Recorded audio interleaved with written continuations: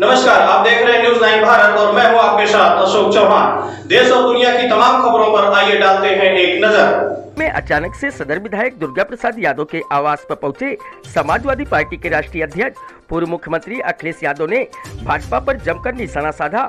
अखिलेश यादव के आगमन की सूचना कुछ देर पहले जैसे ही उनके समर्थकों व नेताओं को मिली, विधायक के घर पर सपाइयों का जमावड़ा हो गया और अपने नेता को देखने के लिए जमकर धक्का मुक्की हुई। एमएलसी चुनाव के दौरान अखिलेश का आना लोगों के बीच कौतूहल का विषय रहा। अखिलेश यादव ने विधानसभा चुनाव के बाद आजमगढ़ पहुंचकर खुलकर कई मुद्दों पर अपनी बात रखी।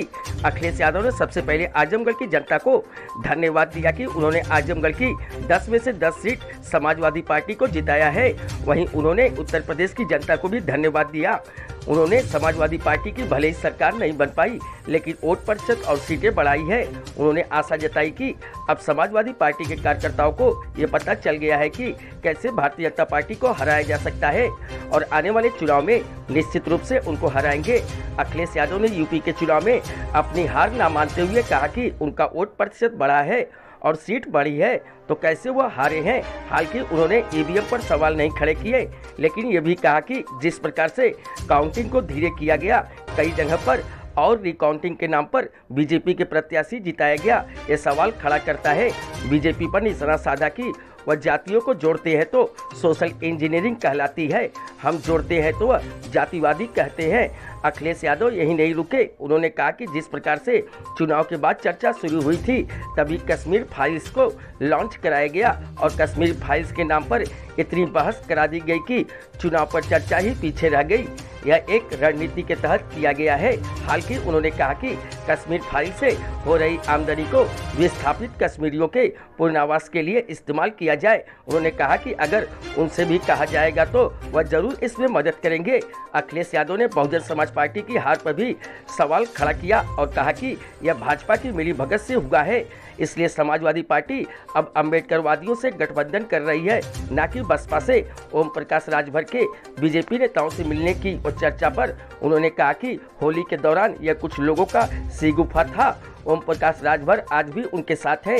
अखिलेश यादव ने आजमगढ़ की संसदीय सीट या करहल की विधानसभा सीट के छोड़ने के सवाल पर कहा कि यह पार्टी के नेताओं के साथ बैठक कर तय किया जाएगा। Bureau report Amit Kharwar. मैं सबसे पहले आजमगढ़ की जनता को धन्यवाद देना चाहता हूं। आजमगढ़ की जनता ने 10 में से 10 सीटें समाजवादी पार्टी को जिताई और आजमगढ़ का जो परिणाम समाजवादी पार्टी के पक्ष में आया है, ये ऐसा परिणाम है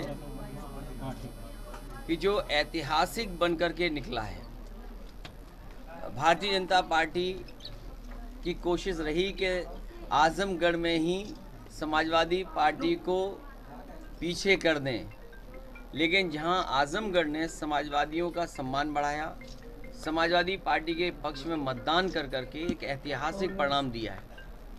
मैं उत्तर प्रदेश की जनता का धन्यवाद देता हूं कि जिस जनता ने समाजवादी नीतियों को, समाजवादी कार्यक्रमों को समर्थन दिया और जब आज परिणाम आया, हालांकि सरकार नहीं बनी है, लेकिन उसके बावजूद भी समाजवादी पार्टी और गठबंधन का वोट परसेंटेज बढ़ा है। वोट परसेंटेज बढ़ने के साथ साथ समाजवादी पार्टी की सीटें भी बढ़ी हैं। कम से कम समाजवादी लोग ये जान गए हैं कि वोट कैसे बढ़ाया जाएगा, भारतीय जनता पार्टी की सीटें कैसे घटाई जा सकती हैं और आने वाले समय में जो चुनाव होगा, न केवल भारतीय जनता पार्टी की सीटें कम होंगी, बल्कि उनका वोट घटाने का भी काम जनता इस बार करेगी। जो बुनियादी सवाल है वो वैसे के वैसे ही हैं। आज जब हम और आप बातचीत कर रहे हैं, उस समय डीजल की कीमत बढ़ गई है। डीजल की कीमत का बढ़ने का मतलब है कि हर ज़रूरत की चीज़ महंगी हो जाएगी। महंगाई का सवाल आज वैसा ही है जो पहले चुनाव में था। बेरोजगारी में बड़े पैमाने पे नौजवान निराश हुआ और उत्तर प्रदेश का यूथ एक परिवर्तन के लिए वोट डाल रहा था। यूथ चाहता था कि नई सरकार बनेगी तो नई तरीके से काम होगा, उनको रोजगार नौकरी मिलेगी। जो आज के बदलाव हैं उनको समझते हुए समाजवादी पार्टी ने अपने मैनिफेस्टो तैयार किया था। और अगर मैनिफेस्टो आप देखेंगे उसमें आईटी के सेक्टर में कैसे नौकरी मिलेगी, स्मॉल स्केल इंडस्ट्री या मीडियम स्केल इंडस्ट्री को कैसे बढ़ावा देंगे, इन्वेस्टमेंट कैसे आएगा, इंफ्रास्ट्रक्चर कैसे बनेगा, इन तमाम चीज़ों को रखा इसलिए गया था कि जिससे आने वाली पीढ़ी को रोजगार मिल सके, नौकरी मिल सके। स्थान नहीं भरे गए थे, वो लगभग 11 लाख हैं। उन 11 के 11 लाख पदों को भरा जाएगा। नौजवान के सामने निराशा आई है। फौज की भर्ती जिसने रोक दी हो, 3 साल से कोई फौज की भर्ती नहीं हुई। कोरोना और कोविड के बहाने उनकी आयु सीमा में भी छूट नहीं मिली, तो आखिरकार नौजवान जाएगा कहाँ, नौकरी कहाँ मिलेगी। इसलिए जो बहुमत मिला है, लोकतंत्र में जो जनता ने समर्थन दिया है, मुझे उम्मीद है कि पहले की तरह भारतीय जनता पार्टी झूठ नहीं बोलेगी। जो उन्होंने संकल्प पत्र जारी किया था पहले, वो भी अधूरा छोड़ा। अब जो संकल्प पत्र लाए हैं वो कब पूरा होगा, तो उनकी जिम्मेदारी ये बनती है कि पुराने संकल्प पत्र में जो चीज़ें छूट गई थी उनको पूरा करना, और अब जो जनता के बीच में संकल्प पत्र रखा है उन चीज़ों को पूरा करना। तो जो लिस्ट आई है, समाजवादी पार्टी और गठबंधन हारा नहीं है। समाजवादी पार्टी और गठबंधन का वोट बढ़ा है, सीटें बढ़ी हैं, और कम से कम आने वाले समय में समाजवादी पार्टी और गठबंधन मिलकर के भारतीय जनता पार्टी को और नीचे ले जाएगा। बहुमत से क्यों दूर रहे, इस पर कुछ विचार हुआ? देखिए, अलग अलग जगह अलग अलग समीक्षा है, लेकिन समीक्षा ना हो, उत्तर प्रदेश के चुनाव पे बहस ना हो, इसलिए वो कश्मीर फाइल्स लेके आ गए। कश्मीर फाइल्स इसलिए लेकर के आए कि उत्तर प्रदेश के चुनाव में जो जो हुआ है उस पर बहस ना हो, समीक्षा ना हो, क्योंकि जन भावना कुछ और थी, जनता कुछ और सोच रही थी, लेकिन परिणाम कुछ और आया। अब तो हम यही कह सकते हैं, जो कश्मीर फाइल्स में पैसा इकट्ठा हुआ है, जो इतने बड़े पैमाने पे फिल्म देखी जा रही है, कम से कम उसके मुनाफे से जो कश्मीरी लोग जिनको विस्थापित करने के लिए खर्च होना चाहिए, और कम से कम बीजेपी को ये काम तो करना चाहिए। बीजेपी जब इतना प्रचार कर रही है, इतना आगे बढ़ा रही है कश्मीरी फाइल्स को लेकर के, तो उससे कमाए हुए पैसे से कश्मीरी पंडितों का विस्थापन होने का काम भी होना चाहिए। और कम से कम ऐसी कमेटी बननी चाहिए जिसमें पार्टी के पॉलिटिकल लीडर्स ना हो। कश्मीर फाइल्स के जो मुनाफा हुआ है उससे कम से कम उनके इस्तेमाल में तो आए। कश्मीरी पंडित जो अभी तक नहीं पहुंच पाए, उनको कैसे वहाँ पे सेटल किया जाए, तो कम से कम उसमें किसी पॉलिटिकल पार्टी के लोग ना हों, और जो कश्मीरी पंडित हैं उन्हीं की कोई कमेटी बन करके उस पैसे से पूरा का पूरा उन्हीं के लिए सेटलमेंट के लिए इंतजाम होना चाहिए। तो ईवीएम में कारण रहा सर हार का? ईवीएम पे बहस इसलिए नहीं करना चाहिए, 1,47,000 वोट पाने वाला, काउंटिंग रोक दी गई 2.5 घंटे, उसके बाद 700 से दूसरे प्रत्याशी को जिता दिया गया। नेटौर का आप देखिए, आप धामपुर का रिजल्ट देखिए, तो मैं कई ऐसे परिणाम बता सकता हूँ कि परिणाम क्या हुए हैं वहाँ। तो ओबीसी फैक्टर भी सर काम किया गया तो देखिए, स्वाभाविक है, कोई प्रत्याशी किसी पार्टी का लड़ेगा तो कुछ न कुछ वोट पाएगा। सवाल वो नहीं है, सवाल ये कि बहुजन समाज पार्टी क्या कर रही थी। बाबा साहब भीमराव अम्बेडकर जी के सपना क्या था कि संविधान बचे। बाबा साहब का सपना क्या है कि लोकतंत्र से हमारा देश चले, संविधान से देश चले। उन्होंने क्या किया? सुनने में तो आ रहा है कि बहुजन समाज पार्टी ने अंदर ही अंदर बीजेपी से हाथ मिला लिया।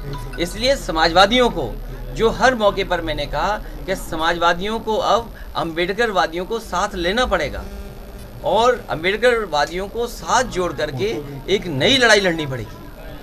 तो ओवैसी जी को लेकर क्या कहना है आपका? नहीं, वो देखिए, स्वाभाविक है, किसी पार्टी, देखिए लोकतंत्र है, हर दल लड़ेगा और लड़ता है दल, स्वाभाविक है कुछ वोट भी पाएगा, लेकिन सवाल वो नहीं है, सवाल दूसरा है।